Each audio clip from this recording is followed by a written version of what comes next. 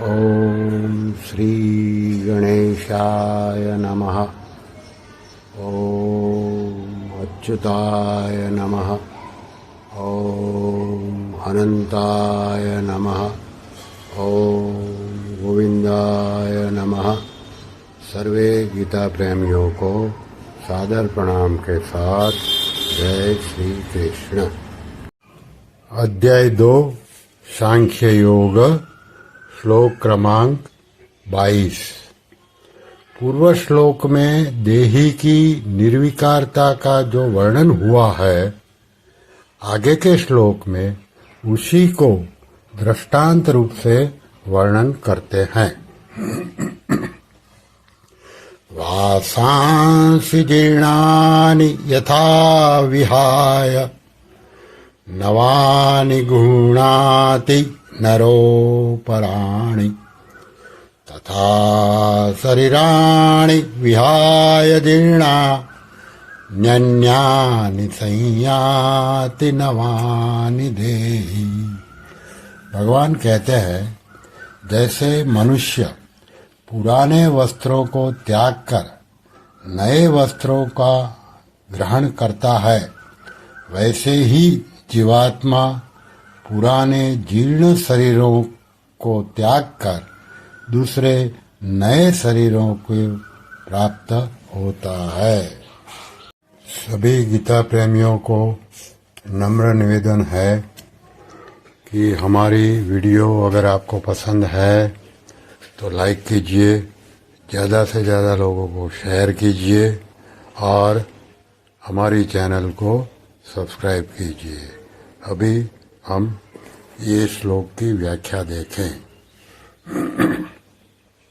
इसी अध्याय के 13वें श्लोक में सूत्र रूप से कहा गया था कि देहांतर की प्राप्ति के विषय में धीर पुरुष शोक नहीं करते। अब उसी बात को उदाहरण देकर स्पष्ट रूप से कह रहे हैं कि जैसे पुराने कपड़ों के परिवर्तन पर मनुष्य को शोक नहीं होता, ऐसे ही शरीरों के परिवर्तन पर भी शोक नहीं होना चाहिए। कपड़े मनुष्य ही बदलते हैं, पशु पक्षी नहीं। अतः यहाँ कपड़े बदलने के उदाहरण में नरः पद दिया गया है। यह नरः पद मनुष्य योनि का वाचक है और इसमें स्त्री, पुरुष, बालक, बालिकाएं, जवान, बूढ़े आदि सभी आ जाते हैं। जैसे मनुष्य पुराने कपड़ों को छोड़कर दूसरे नए कपड़ों को धारण करता है, ऐसे ही यह देही पुराने शरीरों को छोड़कर दूसरे नए शरीरों को धारण करता है। पुराना शरीर छोड़ने को मरना कह देते हैं और नया शरीर धारण करने को जन्मना कह देते हैं।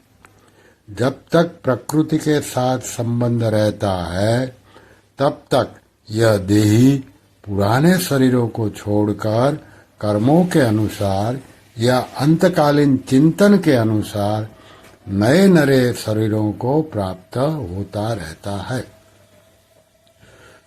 यहाँ शरीराणि पद में बहुवचन देने का तात्पर्य है कि जब तक शरीरों को अपने वास्तविक स्वरूप का यथार्थ बोध नहीं होता, तब तक यह शरीरी अनंत काल तक शरीर धारण करता ही रहता है। आज तक इसने कितने शरीर धारण किए हैं, इसकी गिनती भी संभव नहीं है। इस बात को लक्ष्य में रखकर शरीराणि पद में बहुवचन का प्रयोग किया गया है तथा संपूर्ण जीवों का लक्ष्य कराने के लिए यहाँ देही पद आया है। यहाँ श्लोक के पूर्वार्ध में तो जीर्ण कपड़ों की बात कही है और उत्तरार्ध में जीर्ण शरीरों की। जीर्ण कपड़ों का दृष्टांत शरीरों में कैसे लागू होगा? कारण कि शरीर तो बच्चों और जवानों के भी मर जाते हैं, केवल बूढ़े के जीर्ण शरीर मर जाते हो यह बात तो है ही नहीं। इसका उत्तर यह है कि शरीर तो आयु समाप्त होने पर ही मरता है और आयु समाप्त होना ही शरीर का जीर्ण होना है। शरीर चाहे बच्चों का हो, चाहे जवानों का हो, चाहे वृद्धों का हो, आयु समाप्त होने पर वे सभी जीर्ण ही कहलाएंगे। इस श्लोक में भगवान ने यथा और तथा पद देकर कहा है कि जैसे मनुष्य पुराने कपड़ों को छोड़कर नए कपड़े धारण कर लेता है, वैसे ही यह देही पुराने शरीरों को छोड़कर नए शरीरों में चला जाता है। यहाँ एक शंका होती है, जैसे कुमार, युवा और वृद्ध अवस्थाएं अपने आप होती है, वैसे ही देहांतर की प्राप्ति अपने आप होती है। दूसरे अध्याय का 13वां श्लोक देखिए। यहाँ तो यथा यानी कि जैसे और तथा यानी कि वैसे घट जाते हैं, परंतु इस श्लोक में पुराने कपड़ों को छोड़ने में और नए कपड़े धारण करने में तो मनुष्य की स्वतंत्रता है, पर पुराने शरीर को छोड़ने में और नए शरीर धारण करने में देही की स्वतंत्रता नहीं है। इसलिए यहाँ यथा और तथा कैसे घटेंगे? इसका समाधान है कि यहाँ भगवान का तात्पर्य स्वतंत्रता परतंत्रता की बात कहने में नहीं है, लेकिन शरीर के वियोग से होने वाले शोक को मिटाने में है। जैसे पुराने कपड़ों को छोड़कर नए कपड़े धारण करने पर भी धारण करने वाला मनुष्य वही कहता है, वैसे ही पुराने शरीर को छोड़कर नए शरीरों में चले जाने पर भी देही ज्यों का त्यों निर्लिप्त रहता है। जैसे मनुष्य कपड़े बदलने के बाद भी वही का वही रहता है। अतः शोक करने की कोई बात है ही नहीं। इस दृष्टि से यह दृष्टांत ठीक ही है। दूसरी शंका यह होती है कि पुराने कपड़े छोड़ने में और नए कपड़े धारण करने में तो सुख आता है, पर पुराने शरीर छोड़ने में और नए शरीर धारण करने में दुख होता है। अतः यहाँ यथा और तथा कैसे घटेंगे? इसका समाधान यह है कि शरीरों के मरने का जो दुख होता है वह मरने से नहीं होता, लेकिन जीने की इच्छा से होता है। मैं जीता रहूं ऐसी जीने की इच्छा भीतर में रहती है और मरना पड़ता है, तब दुख होता है। तात्पर्य यह हुआ कि जब मनुष्य शरीर के साथ एकात्मता कर लेता है, तब शरीर के मरने से अपना मरना मान लेता है और दुखी होता है। परंतु जो शरीर के साथ अपनी एकात्मता नहीं मानता, उसको मरने में दुख नहीं होता, प्रत्युत आनंद होता है। जैसे मनुष्य कपड़ों के साथ अपनी एकात्मता नहीं मानता, तो कपड़ों को बदलने में उसको दुख नहीं होता, कारण कि वहां उसका यह विवेक स्पष्ट जागृत रहता है कि कपड़े अलग है और मैं अलग हूं। परंतु वही कपड़ों को बदलना अगर छोटे बच्चे का किया जाए तो वह पुराने कपड़े में उतारने में और नए कपड़े धारण करने में रोता है। उसका यह दुख केवल मूर्खता से, नासमझी से होता है। इस मूर्खता को मिटाने के लिए ही भगवान ने यहाँ यथा और तथा पद देकर कपड़ों का दृष्टांत दिया है। यहाँ भगवान ने कपड़े के धारण करने में तो गृह्णाति यानी कि धारण करता है क्रियादि, पर शरीरों के धारण करने में संयाति यानी कि जाता है क्रियादि। ऐसा क्रिया भेद भगवान ने क्यों किया? लौकिक दृष्टि से बेसमझी के कारण ऐसा दिखता है कि मनुष्य अपनी जगह रहता हुआ ही कपड़ों को धारण करता है और देहांतर की प्राप्ति में देही को उन देहों में जाना पड़ता है इस लौकिक दृष्टि से लेकर ही भगवान ने क्रिया भेद किया है, क्योंकि उसका शरीर जवान हुआ है, इसलिए बाल्यावस्था इस श्लोक में अच्छा, ये अभी एक विशेष बात देख ले।